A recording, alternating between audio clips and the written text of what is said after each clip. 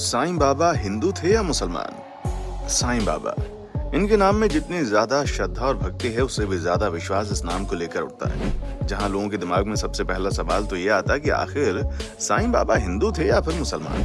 एक तरफ लोग साईं बाबा को भगवान का दर्जा देते हैं, इनके चढ़ावे में अपनी पूरी दौलत दान करने के लिए तैयार रहते हैं। वहीं दूसरी तरफ कुछ ऐसे लोग हैं जो साईं बाबा को पाखंडी और ढोंगी कहकर उनका निरादर करते हैं। अब सवाल ये आता है कि आखिर साईं बाबा थे कौन है, क्या है उनकी असली सच्चाई, क्यों लोग उन पर इतना ज्यादा विश्वास करते हैं। दोस्तों, ये कहावत आपने सुनी होगी कि खोजने से तो कुछ भी मिल जाता है, फिर चाहे वो भगवान ही क्यों ना हो। और कई लोग तो ये भी कहते हैं कि श्रद्धा और भक्ति से ही सब कुछ होता है। तभी तो मानो तो पत्थर और पत्थर में ही भगवान होते हैं, और अगर नहीं मानो तो भगवान साक्षात सामने खड़े हों तब भी कोई फर्क नहीं पड़ता। और जिसे भगवान की प्राप्ति होती है वो धर्म और जाति जैसी चीजों से ऊपर उठ जाता है। आज की हमारी वीडियो में भी ऐसे ही इंसान को समर्पित हम करने वाले हैं वीडियो, जिसने जन्म तो एक इंसान के तौर पर लिया, लेकिन अब पूरी दुनिया में लोग उन्हें भगवान का दर्जा देते हैं। दोस्तों, हम बात कर रहे हैं शिरडी के साईं बाबा के बारे में, जिनके दरबार पर हर वक्त सैकड़ों की संख्या में भक्तों की भीड़ लगी रहती है। सिर्फ भारत ही नहीं बल्कि पूरी दुनिया से श्रद्धालु उनके चरण स्पर्श करने के लिए शिरडी आते हैं। कहते हैं कि साईं बाबा से जो भी मांगो वो सब मिलता है, और जब लोगों की मुराद पूरी होती है तो लोग दिल खोल कर साईं बाबा को चढ़ावा चढ़ाते हैं। हालांकि लोगों के दिमाग में ये शंका हमेशा बनी रहती है कि साईं बाबा आखिर हैं कौन। उनके धर्म और व्यक्तिगत जीवन को लेकर कई सारे लोग सवाल उठाते हैं। आपको बता दें कि साईं बाबा की जिंदगी के बारे में जो कुछ भी जानकारी मिली है वो उनके भक्त गोविंदराव रघुनाथ दाभोलकर द्वारा लिखी गई श्री साईं सच्चरित्र से मिलती है। इस ग्रंथ को साल 1910 से लेकर उनके अंतिम समय तक लिखा गया था। इस किताब के अंदर साईं बाबा से जुड़ी काफी सारी जानकारियां मिलती हैं, जैसे कि उनका जन्म 28 सितंबर साल 1838 में महाराष्ट्र के शिरडी में हुआ, जिनका असली नाम हरि भाऊ भूसारी बताया जाता है। हालांकि कुछ लोग ऐसे भी हैं जो साईं बाबा का नाम चांदमिया बोलते हैं। किताब में बताया गया है जब साईं बाबा की उम्र 5 साल की थी तभी उनके माता पिता ने उन्हें मुस्लिम फकीर को सौंप दिया, जिसने सालों तक साईं बाबा को अपने साथ रखा, उन्हें अपने धर्म की शिक्षा दी। लेकिन कुछ सालों बाद उस मुस्लिम फकीर का भी देहांत हो गया और फिर साईं बाबा एक हिंदू गुरु के पास चले गए, जिसके बाद 12 सालों तक उसी गुरु ने इनकी देखभाल की और साईं बाबा को हिंदू धर्म के बारे में काफी शिक्षा दी। जब साईं बाबा की उम्र 16 साल थी तो उन्हें शिरडी में देखा गया। हैरान करने वाली बात तो यह है कि उस वक्त इतनी छोटी सी उम्र में साईं बाबा नीम के पेड़ के नीचे समाधि में लीन थे। बिना मौसम की परवाह किए तेज से परिपूर्ण साईं बाबा के चेहरे को देखकर लोग मोहित हो गए। कुछ समय तक वहीं पर रहने के बाद वो अचानक से चले गए और फिर इसके कुछ सालों के बाद चांद पाटिल नाम के एक शख्स की बारात के साथ वो वापस शिरडी लौट आए, जिसके बाद तो साईं बाबा यहीं के होकर रह गए।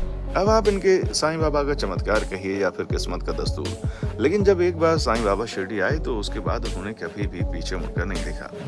खंडोबा मंदिर के पुजारी ने जब साईं बाबा को देखा तो उन्होंने तुरंत ही अपने मुंह से कुछ इस तरह के शब्द कहे, आओ साईं।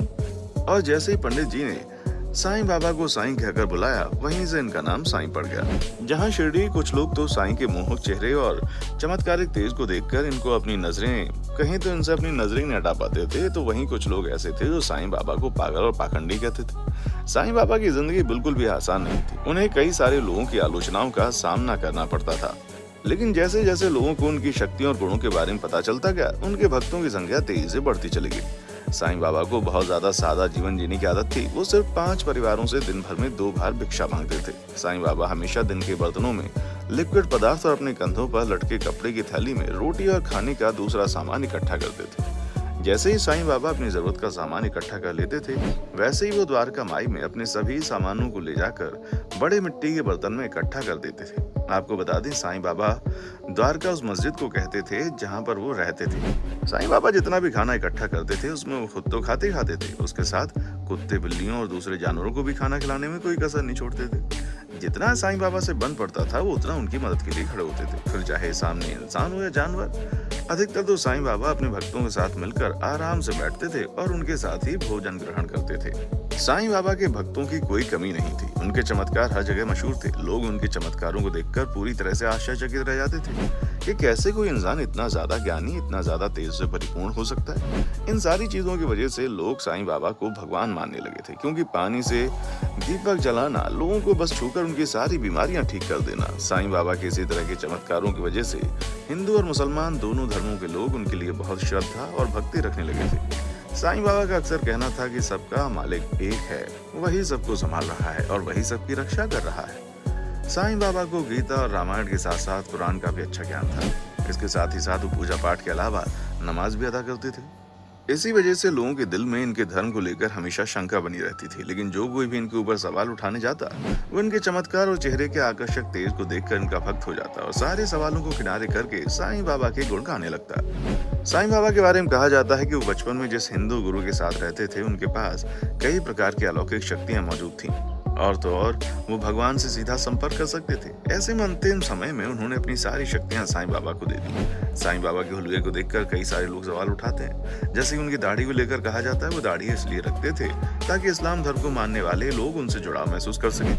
लेकिन साईं बाबा के इस रूप के कारण कई सारे हिंदू पंडित उनसे नाराज रहने लगे। लेकिन फिर धीरे धीरे उनकी लोकप्रियता बढ़ने लगी और भक्तों की संख्या बढ़ती चली गई और उनके विरोधियों के सर फीके पड़ने लगे। उनकी मौत को लेकर भी बहुत सारे लोगों ने कई बातें कही, जहां लोगों का कहना था कि अगर साईं बाबा इतनी ज्यादा चमत्कारिक थे, वो लोगों की बीमारियां छूकर ठीक कर देते थे। ऐसे में जब उनको खुद की बीमारी बढ़ी तो मौत के करीब पहुंच गए, तो उन्होंने खुद को ठीक क्यों नहीं किया। इसके अलावा साईं बाबा के अंतिम संस्कार को लेकर भी लोगों के दिमाग में कई सवाल उठते, जहाँ ये लोग कहते हैं कि उनको जलाया नहीं गया बल्कि उनको दफनाया गया था। अब इसके बारे में हमेशा हमारा तो कुछ भी कहना नहीं होगा सही, कहीं पर ये प्रमाण नहीं मिलते हैं जिसमें ये बताया जा सके कि साईं बाबा को मुस्लिम रीति रिवाजों से इस दुनिया से रवाना किया गया या फिर हिंदू रीति रिवाजों के साथ अलविदा कहा गया। जिस जगह साईं बाबा को दफनाया गया था वहां पर उनके भक्तों ने उनकी तस्वीर रखकर उनकी पूजा करनी शुरू कर दी।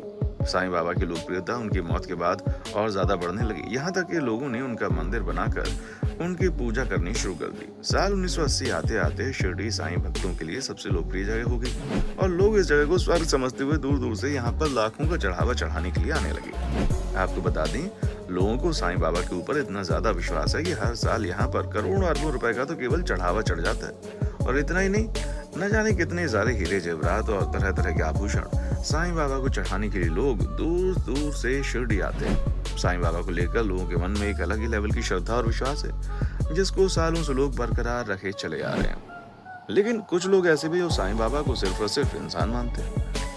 हम दोस्तों बिल्कुल भी मजाक नहीं कर रहे हैं। आज भी ऐसी दुनिया में लोग मौजूद हैं जिनका कहना है साईं बाबा एक आम इंसान थे, जिन्हें कुछ चमत्कार या फिर कह लीजिए कि हाथ की सफाई आती थी और उसी का इस्तेमाल करके वो लोगों को बेवकूफ बनाते थे और आज उन्होंने खुद को भगवान का दर्जा दे दिया। लेकिन हमारा ये कहना है कि अगर ये सारी बातें सच हैं तो क्या दुनिया में मौजूद करोड़ों अरबों लोग यूं ही साईं बाबा के ऊपर मेहरबान रहते, उनके नाम पर इतना महंगा चढ़ावा चढ़ाते?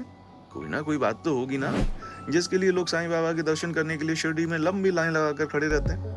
अब दोस्तों, लोगों के साईं बाबा के लिए दिखाई जाने वाली श्रद्धा और विश्वास पर तो हम कुछ भी नहीं कहें तो अच्छा होगा, क्योंकि हमारा तो यही मानना है बिना आग के धुआं नहीं होता। और अगर साईं बाबा कोई साधारण पाखंड या जादूगर होते तो लोग उनके पीछे इतने ज्यादा पागल ना होते। बाकी आपका साईं बाबा के बारे में क्या कहना है? आप उन्हें किस रूप में स्वीकारते हैं? अपना जवाब हमें कमेंट सेक्शन में आकर बताना न भूलें और ऐसे ही शानदार वीडियोस को देखते रहने के लिए हमारे चैनल को फटाफट से सब्सक्राइब करें। देखने के लिए शुक्रिया। दोस्तों, आपको स्क्रीन पर 2 और वीडियोस दिखाई दे रही हैं, जिसे देखने के लिए स्क्रीन पर क्लिक करें।